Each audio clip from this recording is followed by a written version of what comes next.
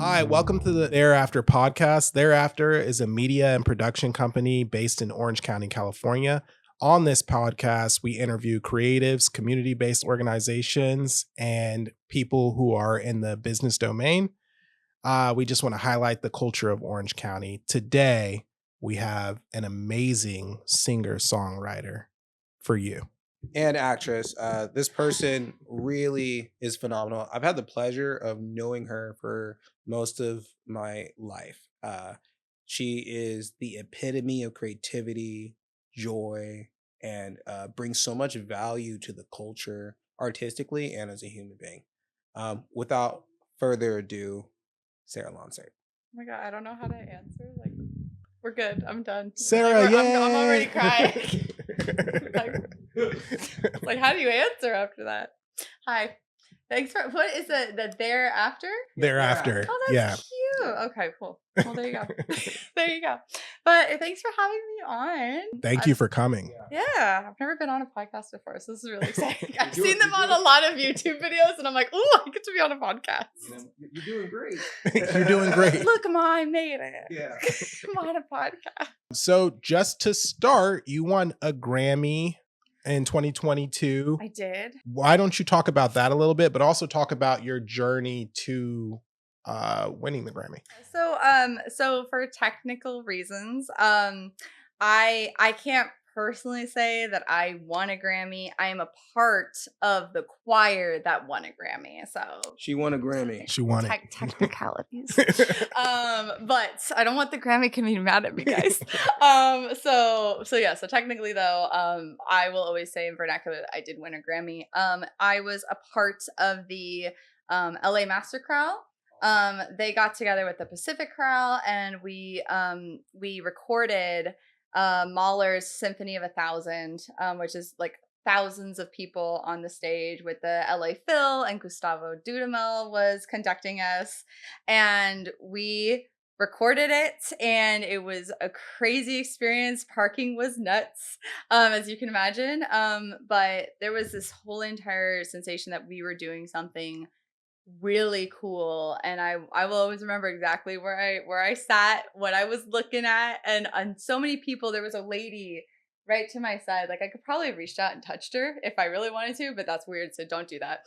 But she was like in tears by the end of the concert, and I was like, so it's one of those moments where you're like, it's a lot of work, and you just have to take in everything that's happening, especially with Gustavo Dudamel and all of these people on stage. But then like seeing that woman and how it affected her, all of a sudden it's like, oh yeah, we're creating art. This isn't just work. It isn't just me getting up at 6 a.m. in the morning to put my face on, to dress in all black, to go up to Walt Disney Concert Hall, to brave traffic, to find parking. And it's not about that. It's about the moment, like literally the hour, a half, 2-hour performance where we changed lives. And it was like really crazy. And they submitted that, and the Grammy committee was like, yeah, this seems good enough for a Grammy. That's awesome. Yeah, that's and I have my little Grammy placard at home. What? They get, yeah. I gotta pose with that. Yeah, I know, I have like pictures. Well, put it on the gram. Yeah. It came to in the mail. It was like, please do not bend like 3 times all over. And I was like, what is this? And then I opened it. It was like it was like really, really beautiful. So cool. And I was like, oh.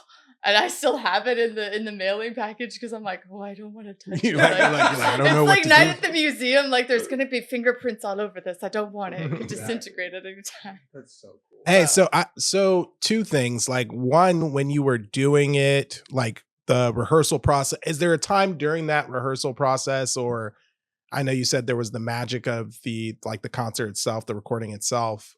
Did you like feel like, oh, this is gonna win a Grammy? Like, this is gonna. There was a moment where more towards the end of the rehearsal process, because I don't think it really clicked for me. It just was like it was another show. It was another set of rehearsals, because like when you do this so much, you're like, just some rotation. It's like, oh, it's my 5th Handel's Messiah, like it'll be fine. And then people still cry, and you're like, why? It's like, I've heard this music like my whole life, and it's like, no, this is like their one time. So for a lot of it, it was just going to work, practicing at home, showing up to rehearsal, getting things done. Showing up. Yeah, it was showing up. And then we got into rehearsals at Walt Disney Concert Hall, and Gustavo Dudamel comes out and he rehearses us. And there was one passage that we did at the very beginning, which is the first half, I think, is way harder than the second half. So once you get through the first half, you're like, thank God, we're good. But we get through this one section, which is notoriously like super, super difficult. And Gustavo stops us and he just goes like, There it is. we continue. Yeah. And that was it. I was like, oh my gosh. That's fire. But like he wanted to like acknowledge that we had done such a good job. And Right. it was in that moment where I was like, oh my God, yeah, we're recording this. Are we submitting this? Like, is this a thing? So that was the moment when Gustavo stopped us rehearsing and was like, And Start clapping. For That's those of you that's who awesome. aren't like listen to arias and classical music, the amount of professionalism and like straight-faced handle business of someone of Gustavo's caliber, that was insane. Yeah. That she got to experience that. So Also, yeah, talk to us a little bit about like, were you nervous when well, first, I'm sure you were excited to be working with Gustavo. So at that when we recorded that, I wasn't nervous to be with Gustavo because I'd actually had the opportunity to sing under him multiple times. But I personally love working under Gustavo. He's so good at telling you exactly what he wants without telling you what he wants. Wow. Like he can non-verbally tell you everything you could possibly ever want to know, and how to sing a piece of music and how to present it and how to feel it without ever saying words. And I also love when he deems it necessary to use words, he'll always start with my dears. The measure, the pick up into measure 78. I would love for you to kiss it. You seem like you're yelling at it. Could you kiss the cat instead of yell at the cat? Could you kiss the cat? I love And that. like that's the way he views the That's music. pretty tight. It's I'm gonna like, steal that for next time I'm directing a keep short. that. Yeah. I'm like, I need you to kiss the cat. You gotta You kiss the use cat. the You're not cat. doing it right. So he doesn't go into like he does do very technical things if called for it, but a lot of the times he's very much like treating the music like it's a living thing, Right. which is so cool because like for me as a professional, it kind of just elevates the experience where you're like, oh yeah, this isn't just us singing notes and rhythms on a page. We're making something come alive that'll only be alive for 2 hours, and it's like that's crazy. Oh, So I wasn't nervous at that time. The first time I worked with Gustavo, I really was, but then he stopped us and he called us my dears, and I was like, oh, we're good. We're good, right? I was like, he's a homie. He's chill. Okay, great. that's dope. So, but he's I don't know when he's leaving LA, but he's going to New York and we're gonna miss him. But yeah, so that was pretty cool, and I love working with Gustavo. He's probably one of the best conductors, and he deserves all the hype. I think I can safely say that getting to that point is a lot of aspiring singers and musicians' dream. So I guess what we want to know is how did Sarah Launcer's course go to what happened to get you into music that got you to this point? Give me some of the key things what was your hero backstory that got you? My hero backstory. Your origin story. Yeah, what made you look at All Might and the glitter and the galaxy pop out? What made me Uraraka? Not that I watch anime at all. Who has time? Who has time? I'm supposed to be practicing. I don't know what you're talking about. So I started all the way back. I was both my parents, you would know, they're big sports people. Athletes, most people would call them. I call them sports people because the sports. I love sports ball. Sports ball is great. Fantastic. Sports ball is fantastic. Love the Olympics. I'll watch it all the day long, but I'm just like, yeah, sports. But they're both athletes, and they put me into a bunch of sports. I was a swimmer. I did soccer. She's a really good swimmer, guys. I love swimming. Her dolphin kick, she looks like a mermaid, and I'm not just saying that. I have the long hair. Yeah. But it really wasn't until I was like 12 that my mom put me in a community theater in Irvine. I think it's still there, Musical Theater Village. I believe Musical Theater Village is still there. That's just like the thing you hear about all the time when you're young. You're like, yeah, you're like, oh, so it's that thing. Yeah, it's been there. And so I went and I did Musical Theater Village, and my mom saw me come alive, and she was like, oh my gosh, she actually looks happy. Like, she wants to go to practice. She wants to learn, instead of like, okay, sir, we're going to go to soccer practice. And you go like, ugh. Like, I wanted to go. And that was like a really cool thing for my mom, because she had no idea. Again, she's a sports ball person. No idea about the theater. Like, she learned along with me. Right. And for me, I asked the director, and I said, hey, how can I be more than chorus? And she's like, well, first you got to learn how to sing. And I was like, you can learn how to sing? So I told my mom, and my mom was super smart. She had heard all these rumors about musical theater people losing their voices, because, you know, sometimes the musical theater track, you're 8 shows a week. Yeah, it's like speed. It's a lot. That's why I don't do as much theater as I used to. It's hell on your voice if you don't have the proper training. So my mom found a musical theater singer who had an opera background. And that's how I started learning. So I've learned proper opera technique, and then I learned a musical theater on top of that. So that was really cool. Also, shout out to Kevin Kelly, my first voice teacher. Love you. And I learned from there, and I kept going to dance classes, and I literally went to voice lessons every week. Eventually went out to Riverside to learn how to sing pop music. Went to the whole Hollywood rigmarole of The gauntlet. The gauntlet. She ran the gauntlet. I was there in background. She ran the gauntlet. Oh my God. The gauntlet.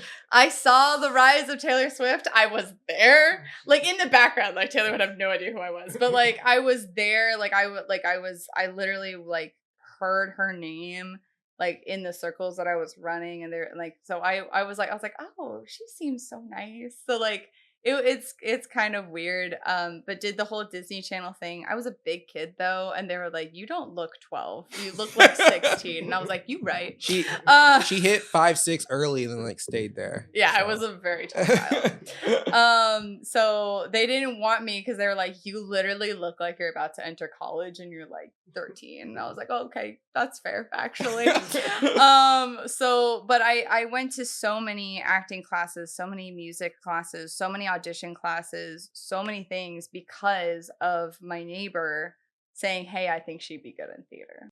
Wow. That's awesome. And my mom trusting her and being like, okay, cool. And I just took off from there. It was just, I couldn't get enough. I needed to learn more music. I needed to learn more theater. I needed to learn more dancing. I needed to learn more shows. I needed to learn more roles. It was all of this, like, I couldn't get enough of it. And that's just, it kind of just continued to snowball even when I got into being an adult. But it was a lot. It was a lot of traveling. It was a lot of auditioning. It was a lot of tears. There's still a lot of tears. Yep. There's still a lot of tears. Every rejection and no builds to your yes.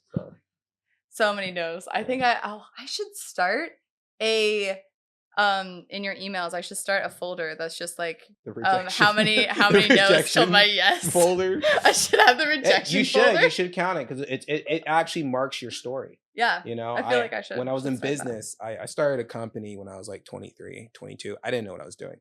But one of my business mentors told me that, like, I was like, well, I'm doing this and this, and they pulled out a folder. It's crazy. They pulled out their phone. They were like, we've gotten in this 6 months period 450 no's. Yep. And I was like, I said, I ain't nothing. Okay, let me cook. So I think it some people think of rejection as a scary thing, but rejection is really the fuel that pushes you towards your dreams and goals. And however, I will add on top of that, rejection still sucks. Oh yeah, it sucks. Like, it's hard. You need to view it in a really healthy way, but it's gonna hurt. Damn, it sucks. I think it definitely helps build grit, though. Yeah. You know, and perseverance. And I think you need that to be successful in anything you do. Oh yeah. You need really, really thick skin to sing. Like, A lot of people are like, oh, you're like, get to wear a pretty dress and go out on stage. And you're like, do you understand the scars This dress that I covered my have? tears. You're like, I have people who know what they're talking about judging me. I have people who don't know what they're talking about judging me. I have everyone. Look, we love the people who don't know what they're talking about to judge me. I'm like, yes, please tell me how I didn't do my hair white. Yeah. Like, please. Like, I love that.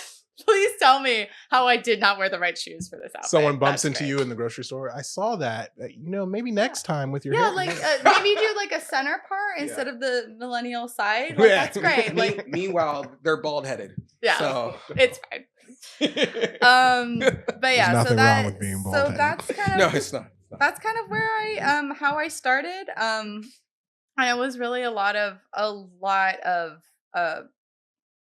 sacrifices from both my mom and me. Like I sacrificed a lot of my social life in order to do this. Because I can't tell you how many times like we would have to like be like, I have to go up to LA because I'm in an audition class, or I have to practice this one song because we're doing dancing, or we're doing whatever it might be, or I have to go up and do this random audition where I had plans to go to the movies, and then it was like, oh, I have to go. It's hour and a half, 2 hour drive. You're Yeah. at the auditions. Those take as long as they're gonna take. Oh yeah. And then you also kind of got, you gotta talk to people. You gotta, do your what's it called, networking. Yeah, you gotta network. And then you got your network. hour and a half. Yeah, I was gonna say Network. hour and a half back, and then there's a car accident on the 405 or the 5, and then you're not getting home till tomorrow. I'm getting home till tomorrow.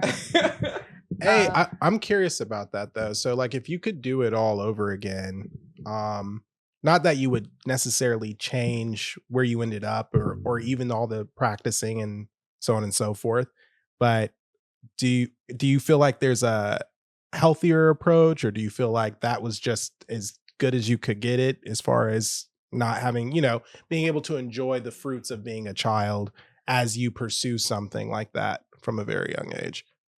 Because I have a daughter, as you know, and she's a talent, and I think about She's that great. I love often. her. I think about that, like I'm like, I could throw her through the whole acting cycle right now, but For me personally, I feel like we had a pretty good balance. And I attribute that 100% to my parents, because as a kid and as a teenager, you'll just throw yourself into, like, if I could have, I 100% probably would have forgotten about school. I would have been like, let me just audition all day. And once a show ends, unless they're like, you click with them, you're probably not going to like keep in touch. You'll keep in touch as best as you can, but you're not going to be the besties that you were during a show. right. Unless you like click with that like person really well. So it's like, it was just kind of weird to have like the cycle of friends just kind of go through because the show would end. Yeah. And that's just a normal thing. A family gets split up if you were. But I really attribute the balance of my life solely to like my parents, especially my mom and my brothers, because they would remind me like, hey, homework's important. You should you remember, we're like, yes, we're gonna go do this audition, but today is your day. Who do you want to hang out with? And I'd be like, oh, I want to hang out with Patrick. I want to hang out with Kelly. I want to hang out with all of these people that I haven't seen in like days. Or thankfully our house was so lively that like on days that I wasn't doing anything, there was just so many people around. They're old school Southern hospitality, so I could walk from school and just go in the house and hop on the couch, and everyone was nice enough to let me stay there. So it was. Oh, also quick shout out to Mama Launcer, amazing woman. She did all this with her while raising 2 other kids, while putting up with all of those kids' friends all the time. I don't know if we put up with you guys, more like we loved you. So we go. She's amazing. And we talked about this. We talked about this on a previous episode, but we had one of the greatest artists ever interviewing, and he said how great it is when you can find your art early. And how he got into it a little bit, then he missed out on that until he was 30. He's like, what am I doing? And I think Sarah is excellent.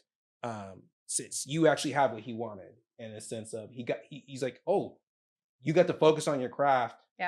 Not to mention homework is important. She has her degree, by the way, everyone. She did it all. But yeah, I just wanted to bring that up because that really ties in what we were talking about last time. But like, I think to like summarize your question, like I think if it had been up to me, I think I would have chosen poorly if it was 100% my decisions. Right. But it was really thanks to like my mom and my family that they were like, no, we have a balance. And even if I didn't look like a giant at 15, like, and Disney did want me, like my mom, and we talked about this like just the other day, she's like, I had contingencies in place for if you got on a Disney show and you were going to see your friends and they were going to be able to come visit you. And I was like, okay, mom. So she was determined So to she make was sure really that I thinking was like, about it. yeah. She had it. Yeah. She She didn't want me to fall into the Hollywood system and like get completely isolated from where I was from or my friends and who the people who really loved me. So she always wanted to make sure that that was like, no matter what you do in this industry, always know who really loves you and where you're from and all this stuff. So don't forget it. And so she was the person to really make sure that I had that nice balance because she was the one driving me to my auditions. So Right. So I think that's. I hope that answers your question. No. Okay, great. You did great. Because your daughter could 100% like go crazy. Like I love her and she should. So, but yeah, but I was musical theater my entire life, so it's kind of crazy to think that I've done choirs with Gustavo Dudamel, John Williams, Andrea Bocelli, but that was all kind of by accident because I fell into that in college. That was a thing that I didn't expect because I took a music 101 class and I thought it was musical theater 101 class. I didn't know there was a difference because it was just musical theater, baby. There was no other things. So imagine my surprise when I show up in my sweatpants, my dance shoes, got my black book ready with all my audition music in it, and we're like, this is a quarter note. This is a treble clef. That's so tight. And this is how you read it. And I'm like,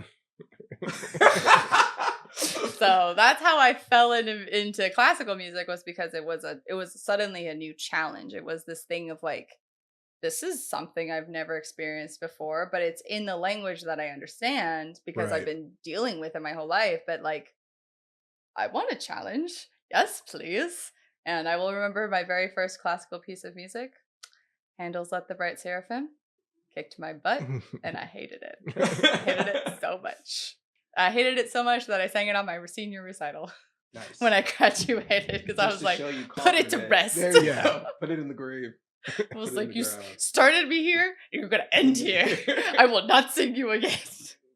So that's kind of how I fell into classical music, was literally fell into it, was completely on accident. So now I have a fun balance of musical theater and classical, which is really cool.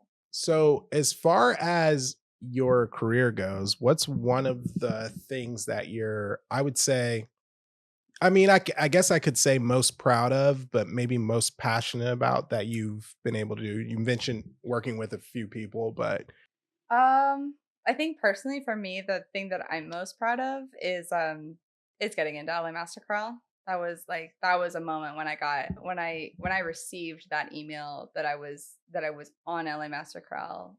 Like, that was something really cool for me, because a lot of this industry is networking, is who you know, is who's your friends, like who's gonna call you up and be like, oh, we need a soprano, I got you, I got one. And that's so much of this industry. And LA Master Chorale was 100% me emailing them, me being like, hey, I hear you have auditions. Here you go. And I went through the entire audition process and I got in. And it was one of those things where like I did it 100% by myself. It wasn't me networking. It wasn't me, like, I didn't phone a friend. It was one of those accomplishments that I did by myself. And I remember from step one on how I did it, there could have been things that happened in the background, but I'm not aware of it. So I like to just say it's all me, baby. She did the came here, it's all me, still me, it's all me. But so that was like the one thing that I'm like really proud of. But I think the thing that I'm most passionate about is telling a story. Right. That's the thing I'm most passionate about. I don't care what your main passion is. If you're into opera, go do opera. If you're into classical music or orchestra music, do that. If you're into musical theater, please do that. If you're into, I don't know, EDM, please do that. But my main thing is whatever form of music you're doing, especially in theater, you got to tell a story. You have to tell a story. And so when I'm in classical singer mode, yeah, you have all the, pomp and circumstance of being in a choir, but I'm sorry, I don't believe that Verdi or Handel or Mahler wrote any of their music not intending for their audience to feel something. So like, why would I sing it like that? It's like, I want you to feel something, so I need to, like, what is this to me? So that's like the thing that I'm really passionate about, and a lot of my friends get really upset at me because they're like, Sarah, can't you just sing the song? Like, why do you have to, like, because like I'm exhausted after a choir performance and all I'm doing is standing there and singing, but I'm like, I got my heart and soul into it, man, because like I gotta let you know the story. And my friends are like, why can't you just, like, it's fine, just let it go? And I'm like, you can't. Like, they paid money to be here, and in this economy, you gotta give them a story. Give them the story. Yeah. So that's the thing that I'm most passionate about, is as a singer, as a songwriter, as a classical musician, as a musical theater singer, actress. I'm very passionate about telling a story. Always. That's the bottom line. At my very core, I'm telling a story. That's what I'm very passionate about. We're passionate about the same that's thing. what we're all about. Like we really, you're like the perfect guest to have on for that very reason. We're very grateful that you're here. Thank you. Yeah. Okay, so this question, this might be, I'm not trying to trigger you when I say this, but I'm braced. What's maybe like one of the toughest times that you can recall that has happened during your career or during your pursuit of this passion? The reason why we bring this up is because there's a lot of people who have multiple different aspirations in the arts or even in business, but we want setbacks. Yes, exactly. We're talking about how setbacks can become comebacks, or how people manage difficult times during their careers. Okay. I'm not triggered. Thank God. So I think I'll kind of answer this question in two parts. So as a lot of as some people know, so I have high functioning autism, and that was definitely one of the biggest struggles.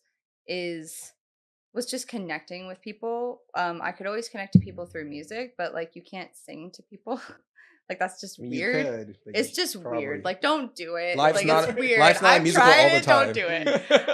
Don't sing to me. Yeah, don't sing. Like you got to talk to people. So it was like that's always been a struggle, especially when I was a kid. Was just being able to communicate to people, and also kind of understanding the really subtle social cues of like, please, this conversation's over, I need you to leave now, or the subtle conversation of like, hey, not right now, we'll talk about this later, or this is an email conversation, this isn't an in-person conversation. And that's led to a lot of really awkward moments where you're just like, oh crap, I'm sorry, and then you have to explain yourself, and that's it's very, very, very embarrassing. But so that's just something I constantly struggle with, because masking is a thing, and it's difficult. And masking is just where you I'm going to say this, and this is not the scientifically medically correct terms at all, but masking is where you basically put on the mask of the people in the room. You decide, oh, this is the vibe, this is the mask I put on in order to fit in. Right. And that has gotten me kind of nowhere sometimes, because then I blend in and that's not who I am. And I've really had to learn in the past, 10 years, like how to be authentically myself while also keeping myself safe. Yes. So that's just been a basic struggle that I've had to live with my whole life. But also more like directly, I hate to say it, it's 2024, but we need to get over it. As a woman in this industry, it's very dangerous. And I have been in a couple of circumstances that very surprising, that I was like, this is 2024. How is this okay? How is this a thing. And sometimes I get into the mindset of like, oh, it was my fault. I should not have gone out afterwards. I shouldn't have had the second drink, or I shouldn't have had whatever. And you're suddenly in the situation that you're like, oh, I don't feel safe. Right. And it's with a cast member, and you're like, then you have to see them the next night. Right. Yeah, And that's rough. it was pretty rough. Yeah, that's hard. And you're just, you suddenly have to, thankfully nothing happened, like, just letting you know, nothing happened. There was always somebody, another savvy, smart woman who was always there to be like, hey, you're not in a safe place, let's get you to your car. You got a couple angels following Yeah, you around. exactly. Yeah. So, but there have been many times where you're just, as a woman in this industry, like, you think that we're past that, and we are. I like to always believe that we are. So like whenever those situations happen, I go like, oh, that's an exception. Like that's not the rule of thumb. But as much as I want to believe that, there are moments where you just have to be still a little cautious, still a little bit, like, you can't be 100%. Boundaries, and Yeah. you gotta look after yourself. Yeah, because even though you're a cast and you feel like family and you feel like you really know these people, you're really only with these people for maybe 6 months. 3, 6 If you months. get a tour, then please become a family. But like, maybe you're with these people for 6 months, and that's not a really long time to like get to know each other, especially like when cast parties, they're, you're with each other, you're in changing rooms, it's like you feel that connection with people, but then sometimes it's important to know where your boundaries are, and Yes. sometimes it's hard to keep those when you have that family dynamic happening, and people can take advantage of that. And that's been a fun thing to kind of constantly remind myself to navigate through. So as far as persevering through that, like, number one, was there a situation like that made you want to quit altogether? And number two, how'd you stay centered, I guess, through situations like that? None of the situations ever made me want to quit. They made me really sad. But they never made me want to quit. Mostly because, and I've thought about this a lot, is if I quit singing, is there something else that I could do with all of the passion, with all of the love that the Lord has put in my heart, like with everything in my soul? Could I do something else? And every single time I ask myself that question, the answer is no. If there's nothing else I can do that will fulfill me as much, that will fill up my soul, that will make me as happy and feel as loved as singing. And that's a really hard answer to come to, because it's like, great, then what do I do? Like, this is the problems, these are the issues that I have to deal with. So I've never ever thought about quitting because of that. I've thought about quitting for other reasons because of how hard the industry is. Again, we talked about tears, Yeah. my rejection folder, which I will start. Mhm. So there have been many reasons why I have thought about quitting, but it's never been because of that. And the way that I get through it is, first of all, really important to never blame yourself. It's not my fault that I was in those situations. Like, it's like I always have to remind myself that, don't never victim blame, because it's really easy to victim blame when the victim is you, and you're just like, oh, I'll blame myself, because I never want to blame other people. It's like, I'll blame myself. But the thing I always have to remember is they are choosing their actions in their life, and one of these days, whether the action that happened to me or what have you, I know that down the road, that's going to get them in trouble. Like, they aren't going to have the success that they want. I know that Right. something is going to happen, and I hope that I hope that it is for obviously their benefit, but like in a way that it's like, hey, you need to step down, or you need to stop doing something. But I just know that it's a step in the road for me, but also for them. Right. And as long as I was never hurt, as long as like maybe I'll say something like, hey, that was inappropriate, and then we Right. don't talk to each other again. Like, as long as it was resolved in some fashion, it's like, I hope that's a stepping stone for you to be in a better place. Grow. Yeah. For them to grow. So, but and sometimes that's hard for me to get there. And I do not get there immediately after something like that happens. I don't think anyone does. No, like immediately afterwards, I'm like, you need to go die in a jail cell. Like, I'm like really like upset about it. But it does take like a couple months sometimes to be like, nope, I really hope they're in a better place, and that I hope that they learned something from it. But it's always important to just not blame yourself. It's never your fault. I mean, can't ever say never. Justin Bieber taught me that. But like, it's 99% of the time it's not your fault. It's circumstances, things happen. Someone took advantage of your trust or your vulnerability, and I can always hope and pray that the people who have done that, they're in a better place. They've walked, like, that was a stepping stone for them to go somewhere else. To move in a positive direction and that's all I can change their hope for. ways ultimately. Yeah, that's all I can hope for. Do I stay in touch with these people and go like, hey, you better? No. But you know, in my heart, I go like, I hope they're in a better place, that this doesn't happen. But that's beautiful. That's beautiful. It really is. But you know, like, speaking up, and like, if I ever see any of my friends and I see like that person's on the cast list, I will 100% tell them. I'll be like, hey. And I feel like that's like me doing my due diligence to protect other people. Yeah. But that's the hardest part about being in this industry, is that you think that it's, you know, we went through the whole Harvey Weinstein thing, and it's like on the Me Too movement, and you're like, hey, we should be over this now because like a lot of people know about it. And it's like, nope, we're really not over it. Right. And it sucks. It's still a thing. No. So that's sort of but it's never made me want to quit. Okay. It's never made me want to quit, because my reason why is bigger than them. Yeah. Yes. Yeah. The world would be a lot worse off if you quit. Oh. So we're really glad that you persevered, and it's great because you persevered, and it's cool that now we get to share your story. And I know this is going to inspire so many people. So I'm just super excited. I feel like we know each other really well, so I'm usually excited when we're hanging out. But so it's not new. This is new. This is just me. But no, I think that it's so great for you to be able to like share that, and it brings this brings more awareness to it. Yeah. So. And you know, young classical singers, especially young musical theater singers, like, especially like when you're in that environment where like your musical theater company doesn't have a lot of money, so you gotta share dressing rooms.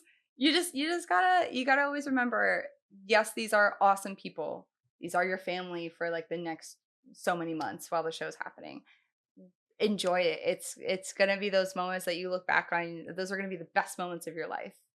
But always remember, there are boundaries, and you have to be clear for yourself, because my boundaries weren't clear until like I made them clear. So no one's going to define your boundaries, no one is going to define your boundaries, only you are. Yes. So still have fun. They're going to be the best moments of your life, but you know, just know what's important to you and where the lines are. Mm-hmm. Because of time, I think what I'm going to do right now is, if there's anything you want to direct people's attention to, anything that I know you just were in like a show, but that's over, right? I was. For anybody who wants to be a musician, know that there are going to be, and you're going to hear this a lot, there's going to be a lot of periods of feast and famine.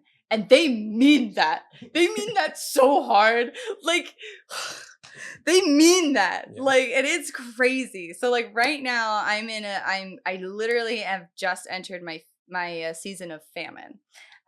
Which is totally okay. Because sometimes when you have a feast, you eat too much and you need to have a food baby. And that's what I'm feeling right now. I'm like, I'm having a music baby. You gotta take like a minute to calm down. But I'm really excited for the next season that's coming up. This past year was crazy. I made my debut with the Long Beach Symphony. I was a soloist. I got to sing some awesome Sondheim pieces, and I got to be Mrs. Lovett from Sweeney Todd, which is a role I never thought I got to play, but it was cool. I know I got to feed people human meat pies, which was cool. Look it up; it's a thing. Sweeney Todd. And then oh gosh, so many cool things happened this last year that I'm like drawing a blank. Like literally, like it was just one after the other of like crazy cool things happening. Um, but I'm really looking forward to the next year because in those moments, especially when you're a part of three professional choirs, you're a part of you're a freelance musician where you're going and you're auditioning, like all of a sudden you're gonna get so busy. So I'm really excited for the upcoming year. But yeah, when they say feast and famine, they really mean it. Like sometimes it's impossible for me to see my friends. But like I'm still seeing my friends, but like I can't hang out with them and go watch a movie because I'll be like I'm in rehearsal. I'm sorry. We're very proud of her, so we do our best to endure it.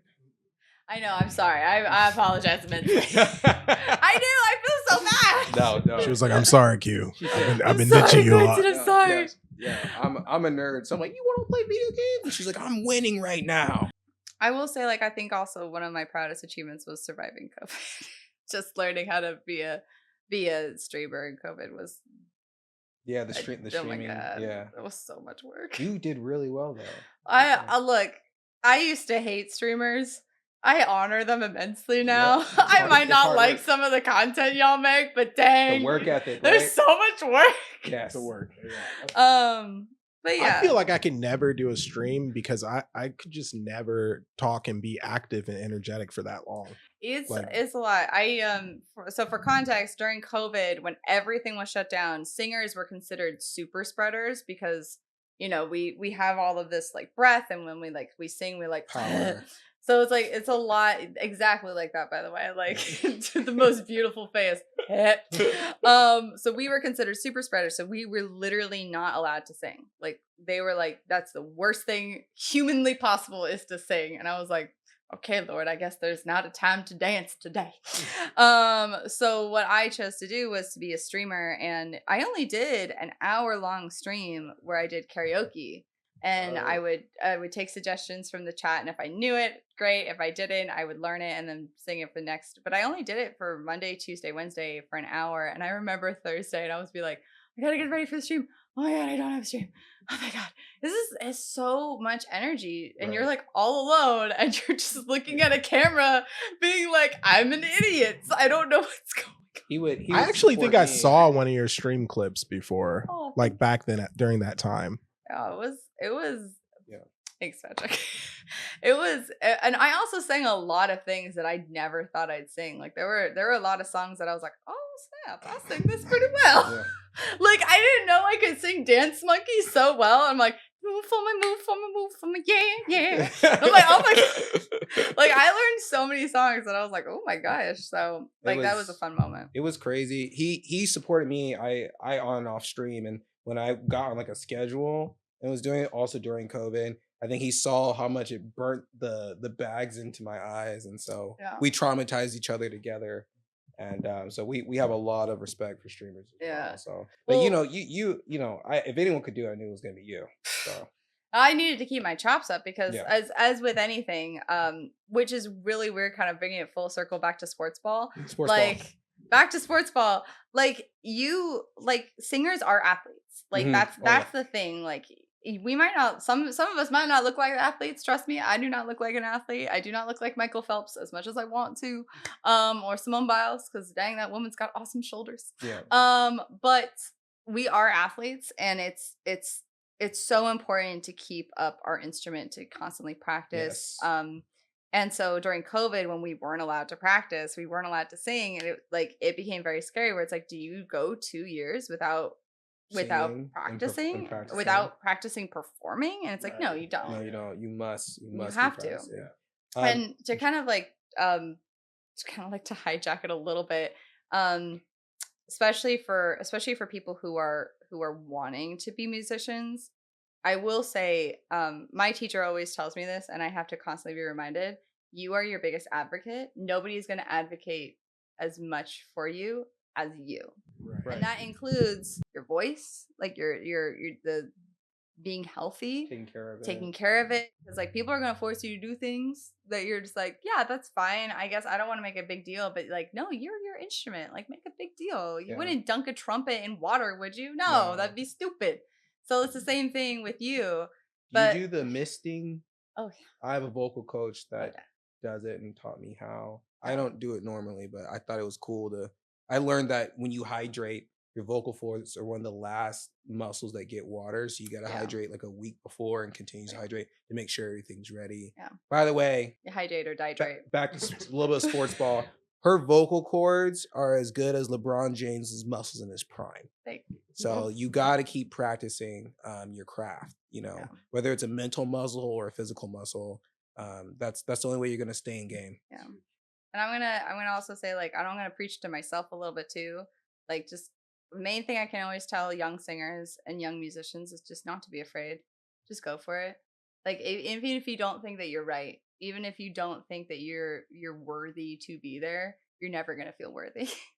You're never gonna feel ready. You're never gonna feel like you can be in awe of all the people who are you're around. You're gonna be like, oh my gosh, I can't believe I'm with this singer, or I'm with this band, or I'm with John Williams, or whatever it might be. I didn't feel worthy to record with John Williams, but here I was in the choir singing on one of his albums because I deserved to be there. And that's like a hard pill for me to swallow sometimes, where it's like, I deserved something. It's like, well, when you practice and you advocate for yourself, like, yeah, you do deserve it. So put in the lifelong work. Yeah. So just never be afraid. Send that email. And I'm preaching to myself because I am so afraid to ask certain people. I'm like, excuse me, sir. I would love a solo. Can I at least audition? Like, it's really hard for me to do it. And it's like, so I'm kind of preaching to myself, but it's like, don't be afraid. Ask for it. Especially if you know that you've put in the work, you put in the effort, you put in the time, and you've been with the organization for a while. It's like ask. Always ask. Don't be afraid to ask politely, but ask. I think that's a good place to kind of cut it off. We want to be respectful of your time, but Sarah Lonser, it's been a pleasure to have you. If we could have like links to some of your work and your work with Gustavo or even John Williams, if you have any of those links, we'll put it all in the description so that people can check it out. But we appreciate you. We're definitely going to have you back one of these weeks. Yeah, it's my first podcast, so this was really fun. Cool. If you have any questions at all for Sarah, leave them, and then we'll make sure we get to them next time. Yeah. Well, thank you so much for having me on. This was like the biggest pleasure ever. So thank you. Oh, we appreciate really appreciate that. Yeah, this is great. For instance, she was just saying, "Oh my gosh, well, these are wonderful people." I'm on set right now with the Sarah Lonser. I'm on set right now. I'm happy as a lark. We're definitely going to be working together on other projects too. Oh, we got some creative stuff baking. Because we've collaborated. We've collaborated before. Yeah. I loved it. So we're gonna have to do it again. I'm excited. Just call me. You have my number. Just call me up and be like, "What up, Sarah?" And I'll be like, "I am available these days." But thank you so much for having me on. I really appreciate it. Make sure, as always, this is Thereafter. Make sure to, what the kids call it, like, subscribe, and check us out for next time.